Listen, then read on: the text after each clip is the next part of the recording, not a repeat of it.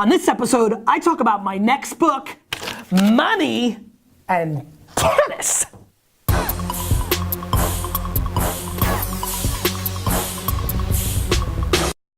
Hey everybody, this is Gary Vaynerchuk, and you're watching the Ask Gary V Show, episode 14. Fun fact on the number 14, I am born on the 14th, November 14, and I have played the number 14 on roulette every single time that the ball has rolled in my life. We're talking about 8,000 times.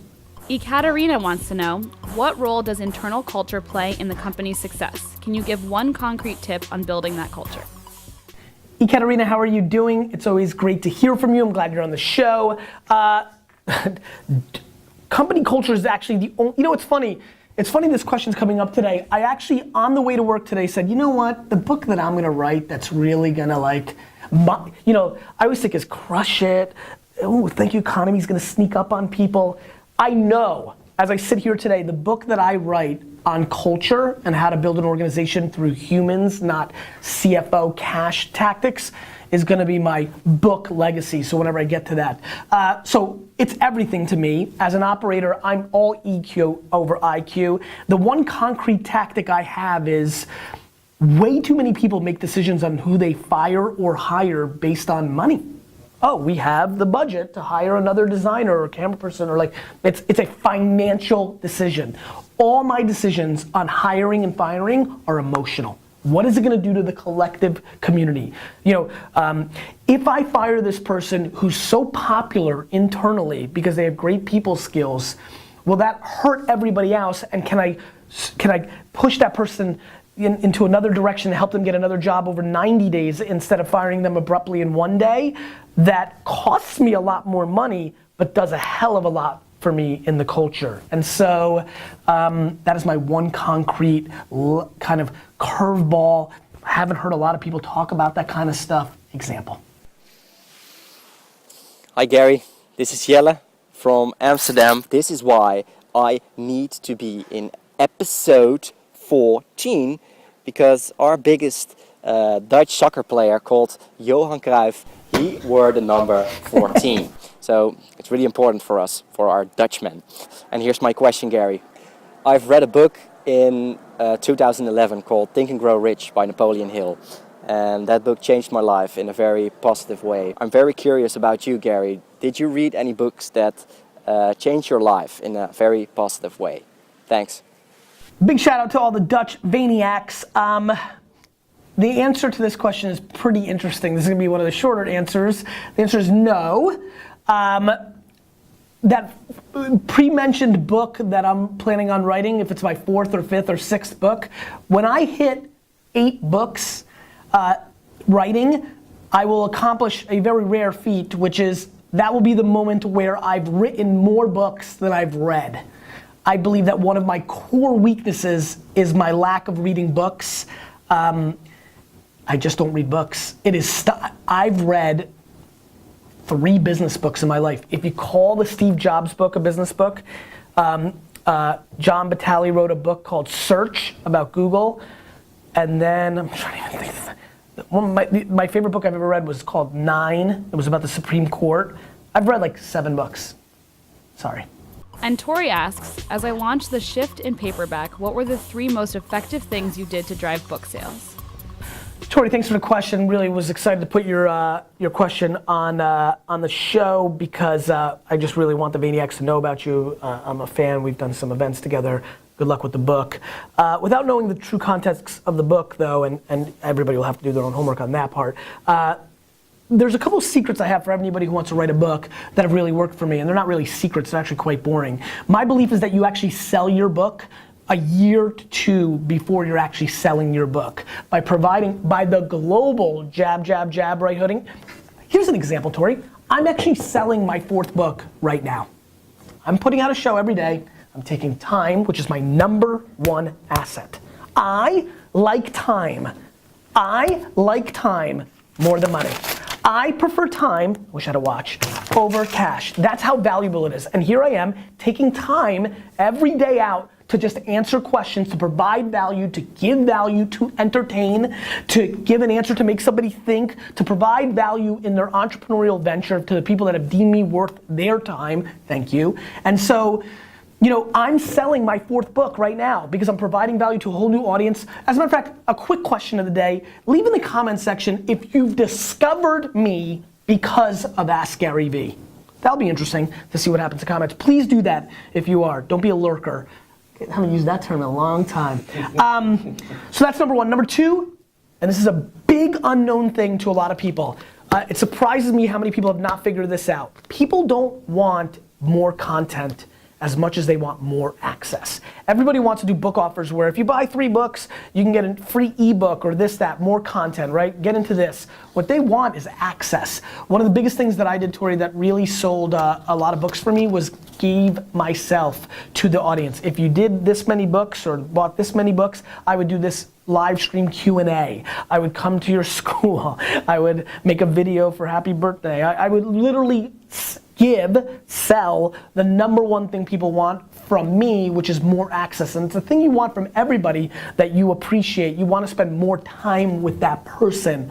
Those are the 2 I'm giving you. I'm not giving you a 3rd one because those are the 2 that matter. Hey Gary, this is Ian Westerman from EssentialTennis.com. I've got a quick question for you for Ask Gary Vee. First and foremost though, thank you so much for what you do.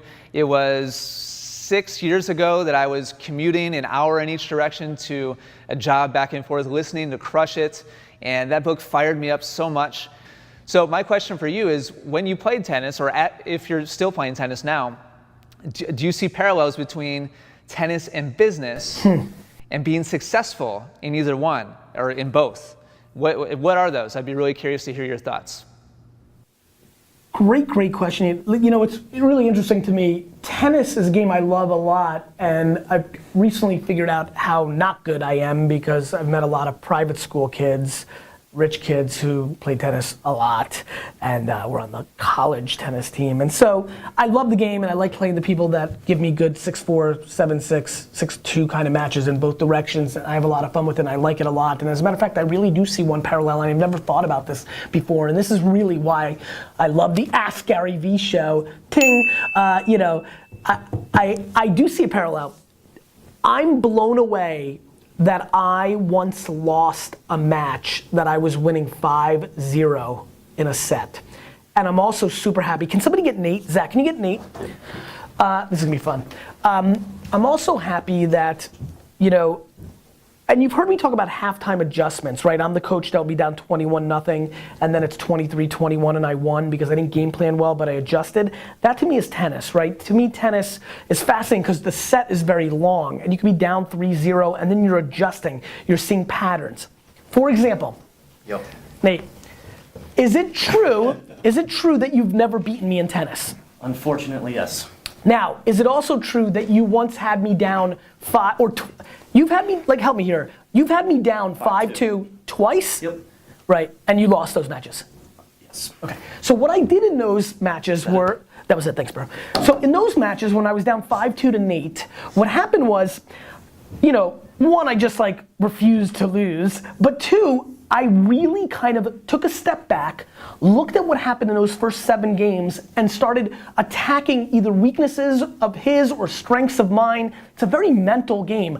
I was reacting to what was already happening in that specific set, and I was able to adjust it and win 7-5, much to my happiness. And so, much like in business, people set out to do things. It's kind of like the Mike Tyson quote, right? Everybody's got a plan until they get punched in the face.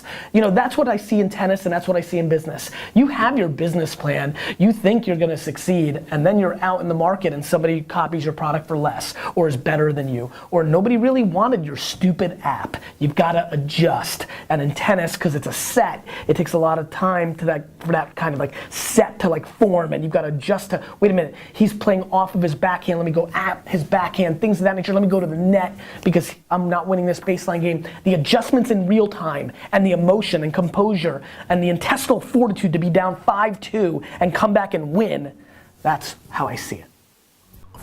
Trey wants to know, what situations do you find yourself most comfortable in? Trey, this is a great question. You know, I loved it when Steve brought it up, like, hey, you want to do this question? Of course, this is like a humble brag question. You know, I mean, oh, where am I most awesome? You know, listen, the thing I take most pride in is I'm probably best when it's chaotic. And I think a lot of people fold in that sense, but to me, I take enormous pride. What I don't know is I'm really great in chaotic, non-threatening.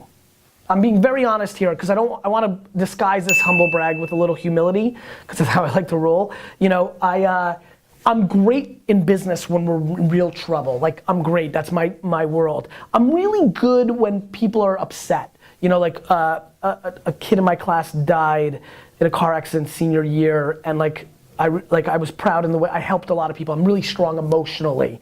What I'm not sure about is if like somebody came up and punched my wife in the face, like, what would I do? Like, you know, I'm such a lover, not a fighter, that I always question myself in that moment. I actually think I come out guns blazing, but that's never really happened. But I'm most comfortable in chaos. As a matter of fact, and people can tell you this in the office, these guys can mention it, and you see this stuff, I'm like rolling my ring in this show.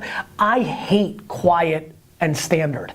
I like walk into VaynerMedia, everybody's got their headphones on, like, can somebody play some music? Like, all this is like way not enough for me. My wife actually keeps making fun of me because the other day I somehow said something like, New York's too slow for me. She's like, you know, like I'm best when there's a crap load going on. My friends, I really appreciate you watching the show. The question of the day is quite simple. Where is your favorite vacation spot? I'm trying to get into the insight of you guys. I'm also trying to figure out where to tape an episode with maybe one of you. You keep asking questions, I will continue to try to answer them.